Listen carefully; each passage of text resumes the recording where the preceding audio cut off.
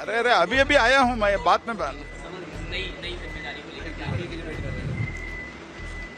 क्या अभी अभी मुझे पता चला है कि माननीय प्रधानमंत्री जी ने मेरे ऊपर जिम्मेदारी मुझे ये जिम्मेदारी दिया है और इस जिम्मेदारी को माननीय प्रधानमंत्री जी की अपेक्षा अनुसार मैं जिम्मेदारी निभाऊंगा। देश को मिल चुका है नया शिक्षा मंत्री। मोदी सरकार में कंज्यूमर अफेयर्स और रिन्यूएबल एनर्जी जैसे भारी भरकम विभाग संभाल रहे प्रहलाद जोशी को अब देश की शिक्षा व्यवस्था का अतिरिक्त प्रभार भी सौंप दिया गया है। लेकिन इस बड़े सियासी फेरबदल के पीछे की इनसाइड स्टोरी क्या है? जब उन्हें यह कॉल आया तब वह कहाँ थे? और सबसे बड़ा और कड़वा सवाल, जिस देश के युवा IIT, NIT और टॉप टेक्निकल संस्थाओं के लिए दिन रात खून पसीना बहाते हैं, उस देश के शिक्षा मंत्री की खुद की शैक्षणिक योग्यता महज एक साधारण BA बैचलर ऑफ आर्ट यानी ह्यूमैनिटीज बैकग्राउंड की रही है। आइए इस पूरी खबर की हर परत खोलते हैं। कहानी शुरू होती है एक ड्रामेटिक फोन कॉल से। मीडिया रिपोर्ट के मुताबिक जब प्रहलाद जोशी को यह सूचना मिली कि उन्हें देश का नया शिक्षा मंत्री बनाया जा रहा है, तब वह दिल्ली में नहीं बल्कि अपनी कर्नाटक की धारवाड़ में मौजूद थे।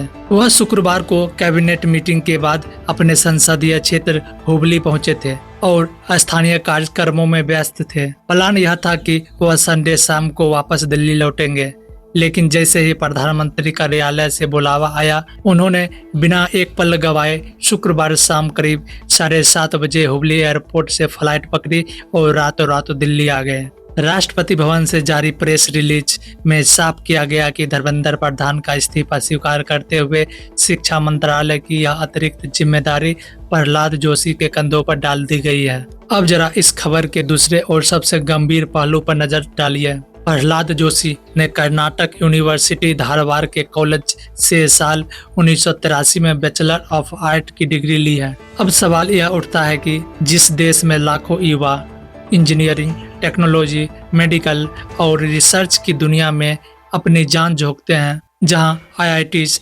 NITs और एम्स जैसे ग्लोबल संस्था देश का भविष्य तय करते हैं, वहाँ के एजुकेशन मिनिस्टर खुद कभी किसी टेक्निकल या प्रोफेशनल हायर एजुकेशन के कम्पिटिटिव दौर से नहीं गुजरे। जो व्यक्ति खुद कभी coding, quantum computing, advanced engineering या सेमेस्टर सिस्टम के दबाव से वाकिफ नहीं रहा, वह देश के उन युवाओं और रिसर्चर की आकांक्षाओं को जमीन पर कितनी गहराई से समझ पाएगा। जब मंत्रालय का मुखिया खुद अकादमिक और तकनीकी बारीकियों से अनजान होता है, तो नीतियां अक्सर पूरी तरह से कागजी और ब्यूरोक्रेटिकल बन जाती है। शिक्षा को भी कोयला या माइंस मंत्रालय की तरह सिर्फ एक और प्रशासनिक कुर्सी समझकर अतिरिक्त प्रभार के तौर पर थमा देना इस सिस्टम की सबसे बड़ी विडंबना है। आज देश का युवा वर्ग नीट, नेट और तमाम प्रतियोगी परीक्षाओं के पेपर लीक और धांधलियों के चलते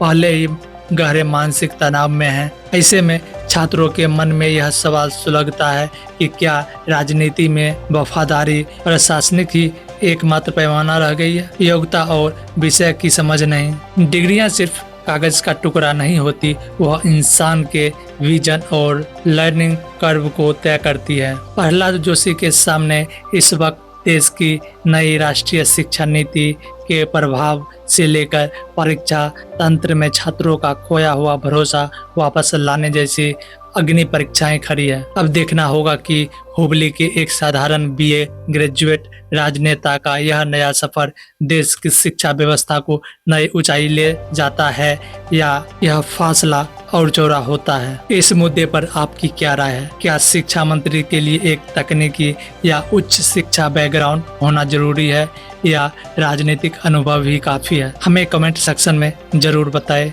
जय हिंद, जय भारत।